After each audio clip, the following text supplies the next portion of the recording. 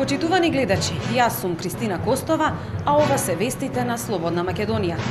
Од денешните вести кои власта не сака да ги знаете, издвојуваме. Реки возила по улиците на градовите низ Републиката. Во Скопје, 3 каравани со возила завршија пред владата. Граѓаните даваат отпор против послушниците во антикорупцијска. Аферата Телеком доби уште една потврда за криминал. Сојузот на борците на февруарски марш против режимот. Власта не се раздолжува, туку рекетира.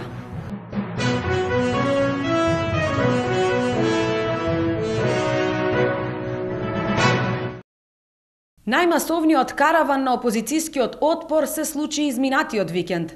Се повеќе граѓани ја оправдуваат уличната демократија и граѓанските парламенти на опозицијата. Огромен број граѓани го поздравуваат караванот и од своите тераси, а по тротоарите покрај улиците се повеќе граѓани ги поздравуваат учесниците во отпорот со извици на поддршка. Една седмица пред истекот на рокот за пријавување кандидатури за локалните избори, опозицијата одново повика дека излезот од кризата е во враќањето на легитимитетот на институциите, а тоа е можно само преку предвремени парламентарни избори. Денеска поддржувачите на отпорот протестираа пред просториите на антикорупцијска комисија. Институцијата која во секое демократско општество треба да го разоткрива и спречува криминалот кај власта, во Македонија се претвори во заштитник на криминалот на режимот на Груевски. Вчера стигна најдобрата потврда како ова институција го крие криминалот. Вчера судот во САД дефинитивно одлучи кривично да ги гони осомничените за давање подкуп во аферата Deutsche Telekom. Во исто време, додека американските правосудни органи ги гонат тие што давале подкуп во оваа афера, во Македонија режимот на Груевски со прст не мрднува да ги гони лицата кои биле подкупени. Судот во Њујорк во целост го одби барањето на тројцата поранешни менаџери на Маđar Телеком и Deutsche Telekom да се отфрлат обвиненијата за потплатување високи македонски и црногорски функционери. За случајот во Македонија се споменуваат високи функционери во владеачките партии од 2005 година, кои го забавувале распишувањето тендер за трет мобилен оператор. Се споменува и сума од околу 10 милиони долари подкуп за да не биде распишан тендерот, која била исплатена преку грк посредник. Во делот за Македонија, менаџерите Штрауб, Балог и Морвај се обвинети дека преку договори за наводни консултантски и маркетинг услуги префрлиле пари кон компании поврзани со високи функционери на македонската влада. Во замена за тоа, владата го одложувала носењето на одлуката за воведување нов, трет мобилен оператор и со тоа ги држала цените на телекомуникацијските услуги во Македонија високи и им обезбедувала дополнителен профит на Маđar и Deutsche Telekom како сопственици на македонски телекомуникации. Со оваа одлука на судот во САД, уште еднаш се потврдува дека имало корупција во компанијата и дека случајот е чист криминал. Но тоа не го гледа обвинителството во Скопје.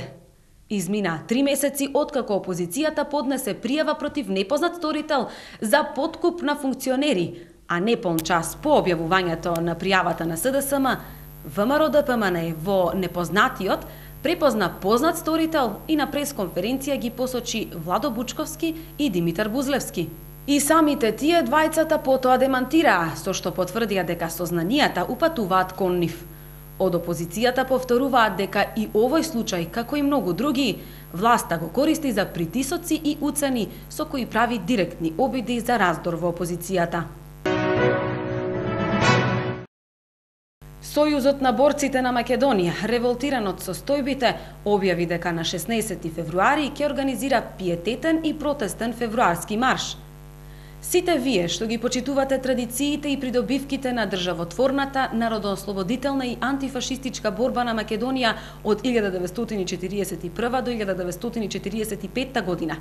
Сите вие што ја сакате просперитет на Македонија, без разлика на партиска, етничка и верска определба, ве повикуваме на 16 февруари, сабота, на плоштадот Македонија во Скопје во 11 часот, да оддадеме почит на борците, учесници во февруарскиот поход.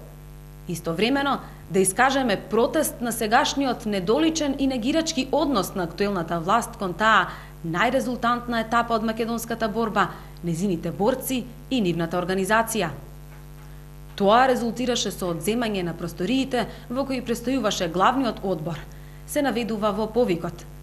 Борците, како што соопшти Сојузот, ги очекуваат граѓаните во стројот на новиот февруарски марш, во одбрана и зачувување на слободата и државноста на Република Македонија, а налутени на негаторскиот однос на власта и нивното дело, негирањето на вистинската историја и насилен упад во канцелариите на борците. Председателот на Стопанската комора на Северозападна Македонија, Мендерес Кучи, јавно посочи дека постои рекет во функционирањето на стопанството. Ние не се соочуваме само со притисоци од централната власт, туку и од локалната власт. На некој начин си го јадеме стапот од сите страни. Имаме еден соодветен збор за тоа, рекет, нешто што морам да ти го дадам јас на тебе ако сакам да придобиам некоја работа за која сум способен и која на вистина само јас можам најквалитетно да ја работам. Не се доволни само тендерските постапки, туку тука игра и клучна улога и тоа кој каде припаѓа политички, вели Мендерес Кучи во интервју на Радио Слободна Европа. Кучи не гледа ефекти од раздолжувањата на владата кон стопанството.